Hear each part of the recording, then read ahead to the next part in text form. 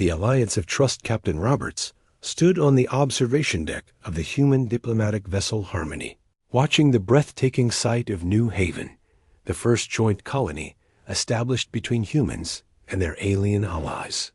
The planet's twin. Suns cast golden light over crystalline cities built by Altarian architects, while human engineers maintained the fusion reactors that powered them. Beautiful, isn't it? Said Ambassador Kane, joining Roberts at the viewing port. 5 years ago, we thought we were alone in the universe. Now look at what we've built together.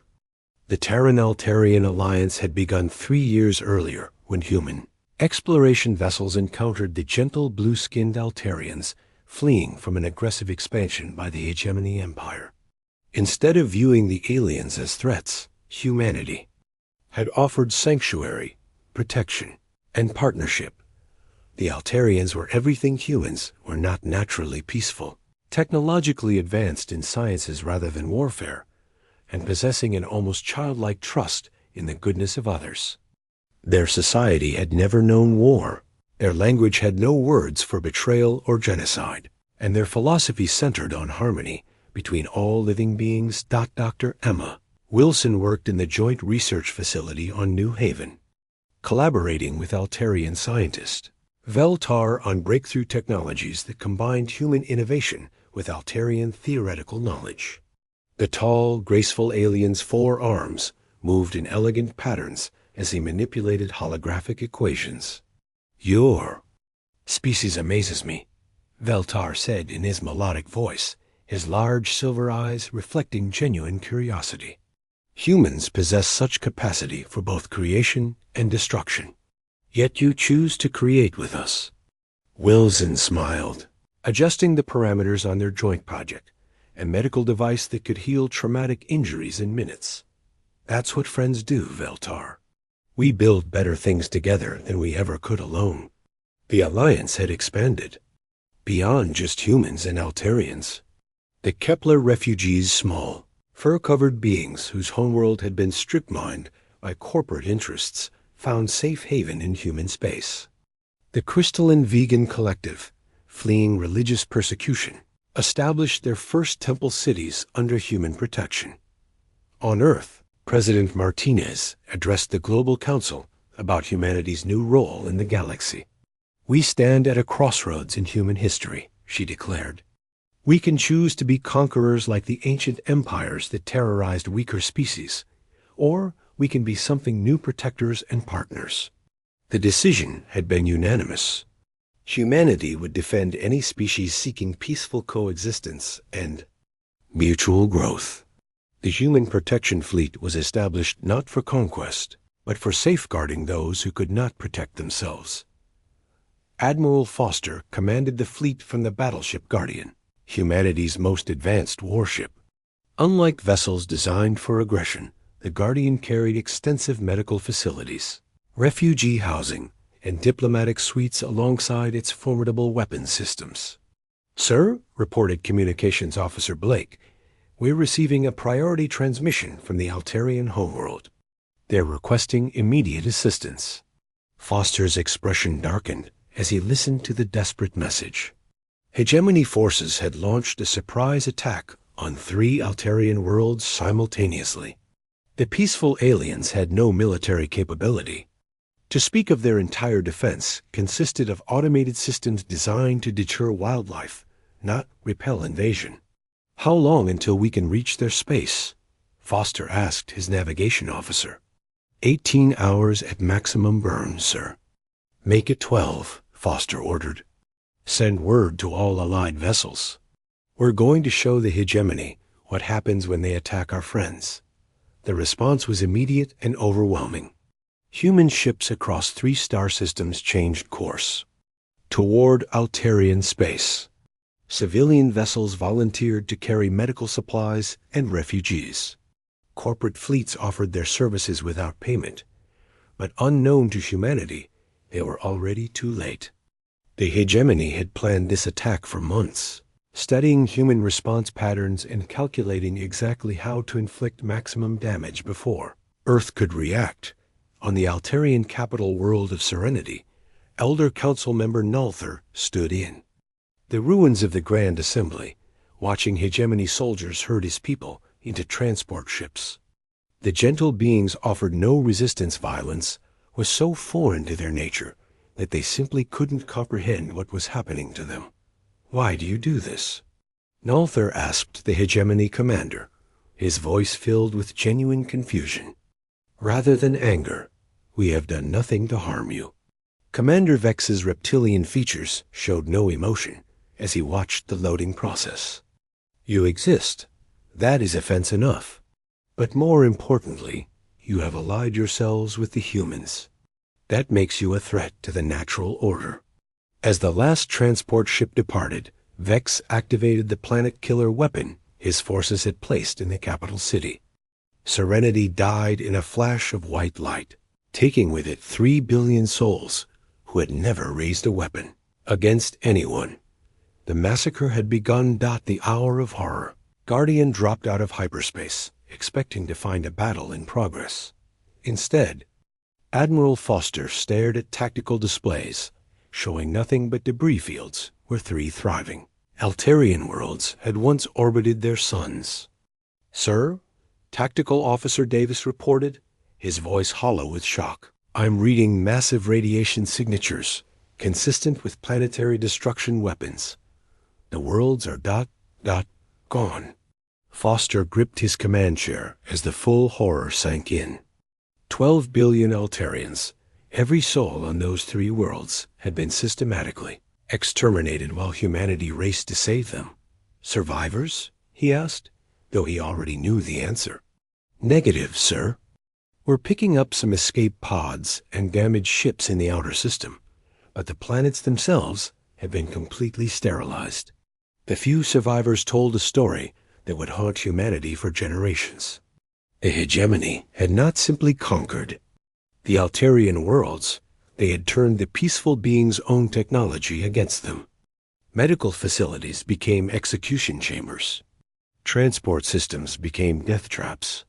Even the beautiful gardens that covered Altarian cities had been poisoned to cause maximum suffering. Dr. Wilson knelt beside an injured Altarian child in the Ide. Guardian's medical bay, tears streaming down her face as she tried to treat wounds that should never have existed on someone so young. The child's natural bioluminescence, the soft blue glow that all Altarians possessed, was flickering weakly. "Mama?" the child whispered in broken standard. "Where is Mama?" Wilson couldn't answer. The child's mother, like billions of others, was nothing but atoms scattered in the radioactive wind of a dead world. Captain Roberts reviewed the tactical data with growing rage. The attack had been planned with mathematical precision to inflict maximum psychological damage on humanity. The hegemony had studied human nature and identified exactly which actions would provoke the strongest response. "They wanted us to see this," he reported to Foster. "The survivors were left alive deliberately. The escape pods were allowed to reach safety. They want us to know that our friends died, screaming our names, calling for help that never came." On Earth, President Martinez convened an emergency session of the Global Council. Representatives from every nation, every political faction, every religious group sat in stunned silence as they watched footage from the massacre sites. 12 billion innocents, Martinez said, her voice barely controlled. 12 billion beings, whose only crime was trusting humanity to protect them. The debate that followed would have been unimaginable just days earlier. Pacifist nations demanded immediate military action. Religious leaders called for righteous vengeance. Scientists volunteered to weaponize their research. The species that had taken pride in moving beyond its violent past was discovering that some things were worth fighting for, but the horror was not yet complete. Reports flooded in from across the galaxy as the hegemony continued their systematic extermination campaign. The Kepler refugee colonies wiped out. The vegan temple cities destroyed. Every species that had sought human protection was being methodically eliminated. The message was clear. Alliance with humanity was a death sentence. On the mining world of Titan 7, human colonist Jake Miller received a desperate transmission from his Kepler friend Pip, one of the small fur-covered beings who had found safety in human space. "Jake," Pip's voice crackled through the static, "they're here. The big ships with the death weapons. Please tell my family The transmission cut off as Titan 7's sensor arrays detected the distinctive energy signature of a planet killer. Weapon. Miller watched through the observation dome as a flash of light appeared where Pip's world used to be. The psychological warfare was devastatingly effective. Across human space, colonies reported that their alien friends were preparing to leave, believing that association with humanity would only bring death to their people. Ambassador Kane stood in the empty halls of the diplomatic station on New Haven, reading resignation messages from every allied species. The Altarians were extinct. The Keplers were extinct. The vegans were extinct. Those few alien individuals who had survived were cutting all ties with humanity to protect their remaining people. Asterisk. "They're running," she reported to Earth. "Every species we've ever helped is fleeing human space as fast as they can travel. They're terrified that friendship with us will mark them for extermination." In just 72 hours, humanity had gone from being the galaxy's protector to being its pariah. The alliance of trust lay in ruins, its members dead or scattered to the cosmic winds. But in their thorough planning, the hegemony had made one critical miscalculation. They had studied human nature, but failed to understand it completely. They knew that humans would be enraged by the massacre of their friends.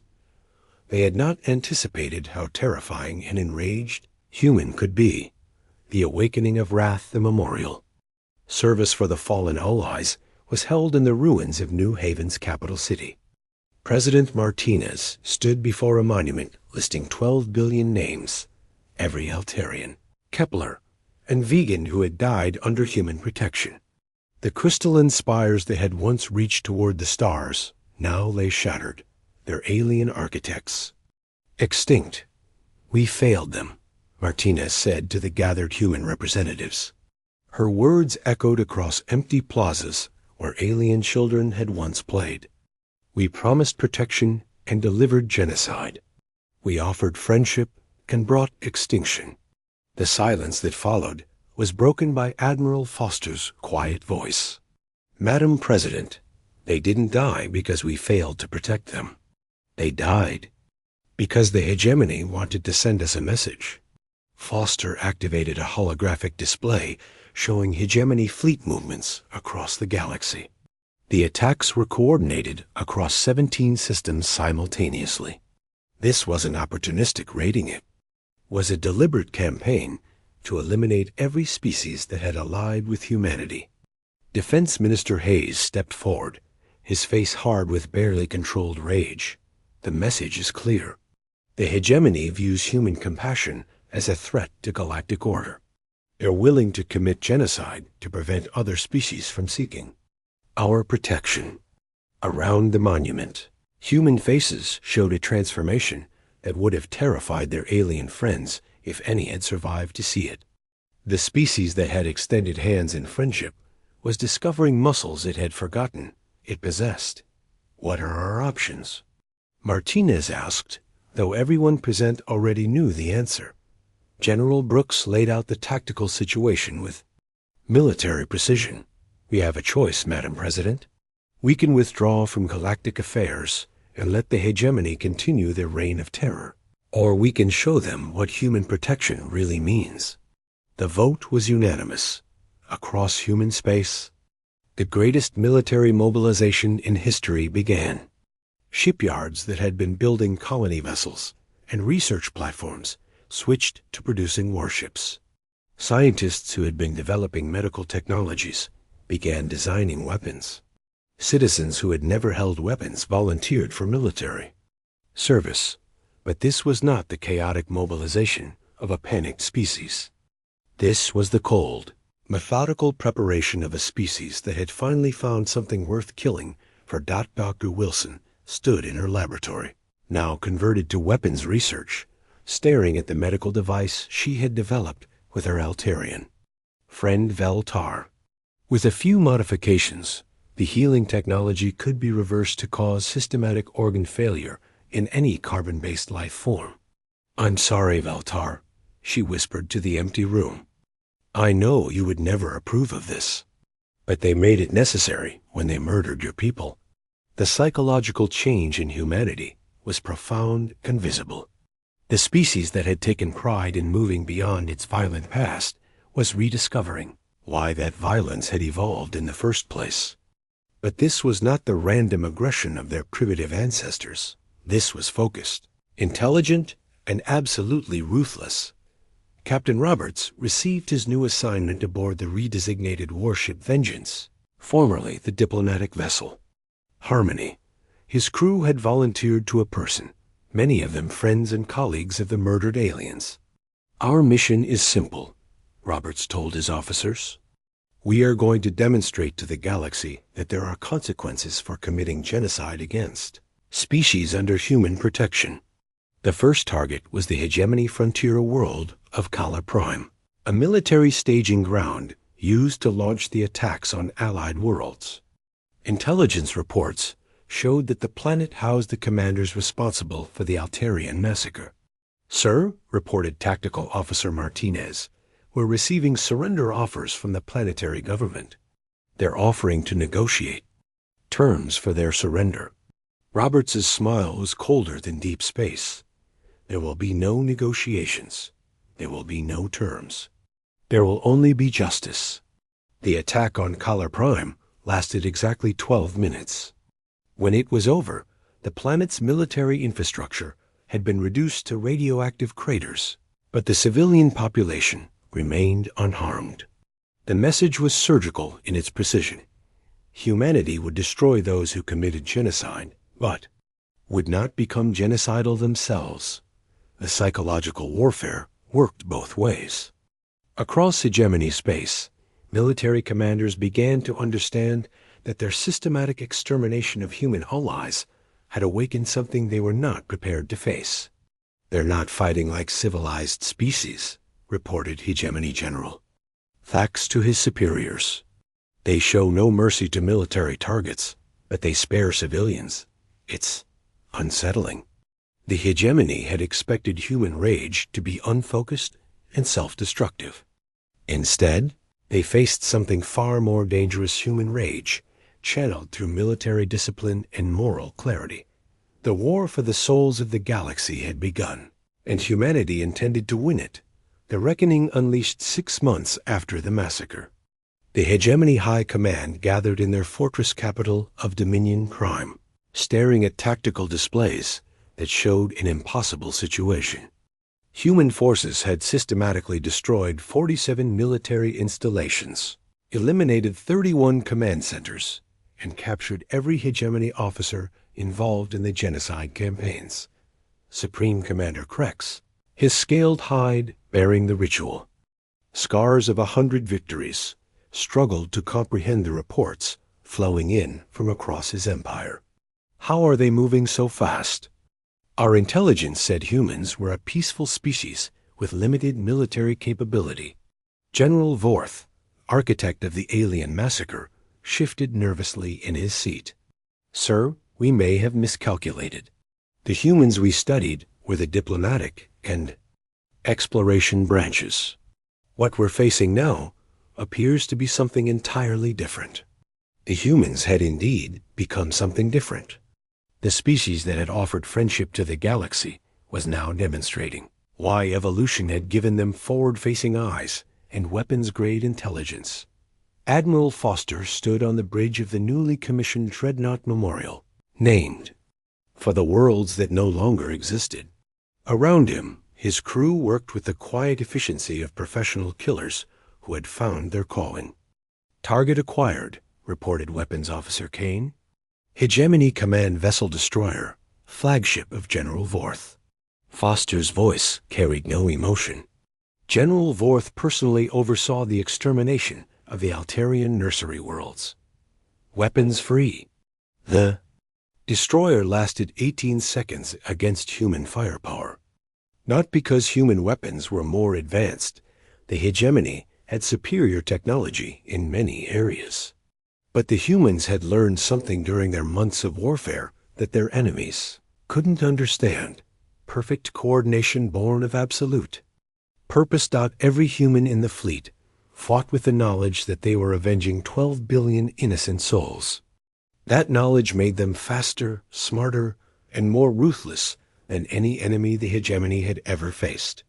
On the captured hegemony station of Outpost 7, Colonel Davis conducted interrogations with the systematic thoroughness that had made humans terrifying negotiators even before they became terrifying warriors. "You personally signed the order to poison the Altarian gardens," Davis stated to captured Commander Zell.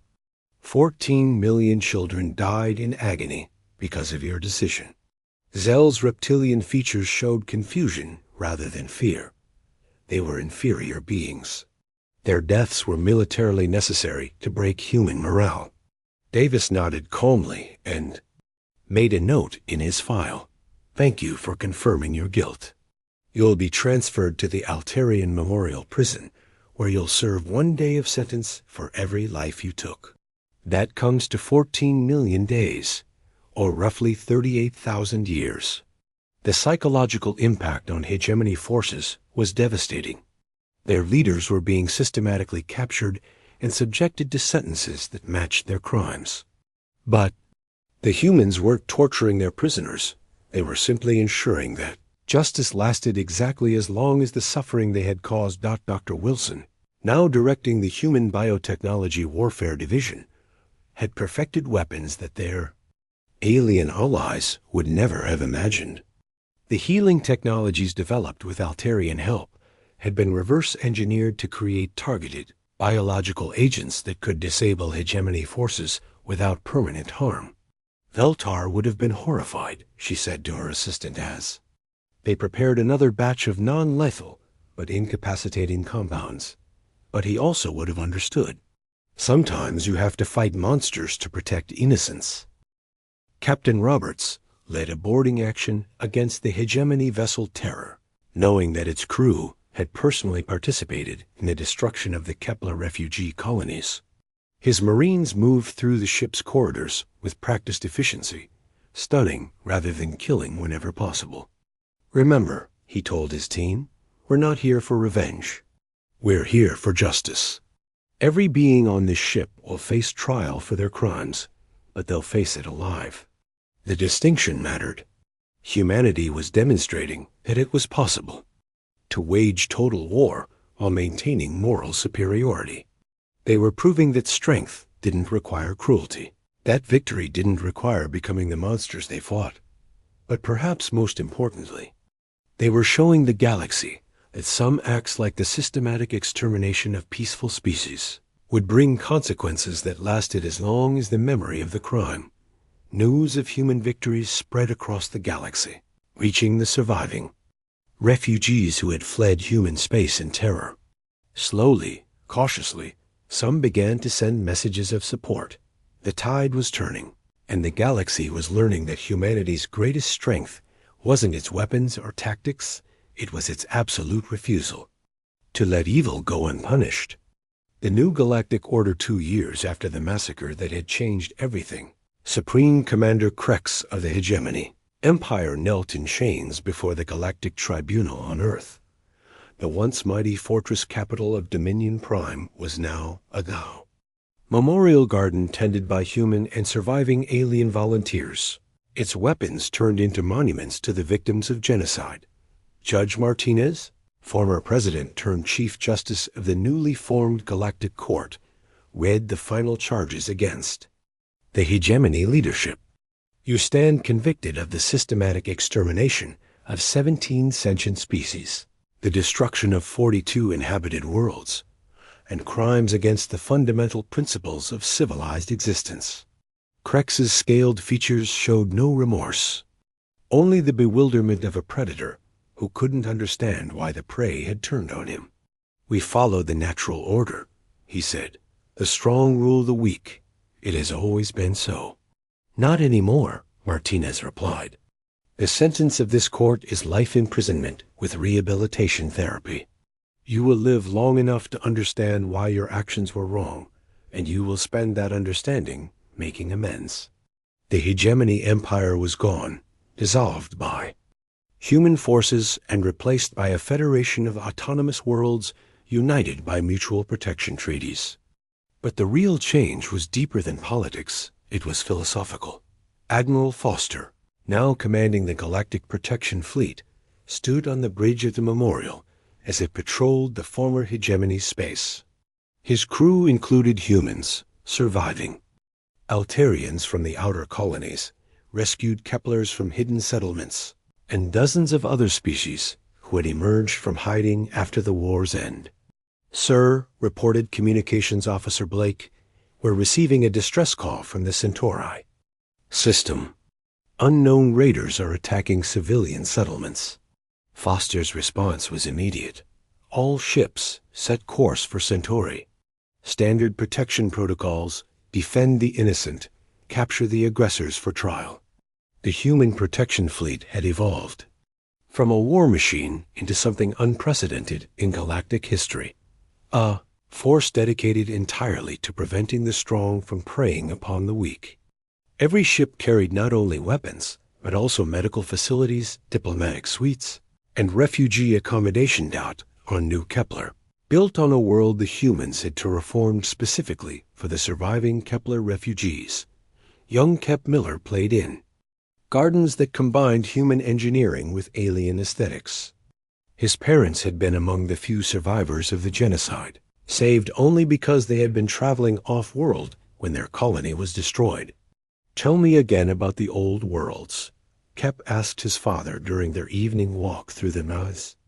Memorial Grove, where holographic trees displayed the names of the extinct. "They were beautiful," his father replied, his small furry hand pointing to the stars. "But these new worlds are beautiful too, because they were built by friends who remembered. Use when we thought we were forgotten." The philosophical transformation was most visible in humanity itself. The species that had once struggled with its own violent tendencies had found a purpose that channeled that violence toward protection rather than conquest. Dr. Wilson, now director of the Interspecies Medical Research Institute, worked with alien scientists to develop technologies that served life rather than death. The weapons she had created during the war had been systematically converted back to their original healing purposes. "We learned something important," she told her mixed species research team. "The capacity for violence isn't evil if it's used to protect innocence. The same hands that can create weapons can heal wounds." The memorial ceremonies held annually on Earth drew representatives from across the galaxy. Not just the species that had been saved, but the former enemies who had been rehabilitated. The gardens where 12 billion names were carved in crystal had become a pilgrimage site for beings learning to understand the difference between strength and cruelty. Former General Vorth, now serving his sentence by helping to tend the memorial. Gardens worked alongside human volunteers to maintain the crystalline displays.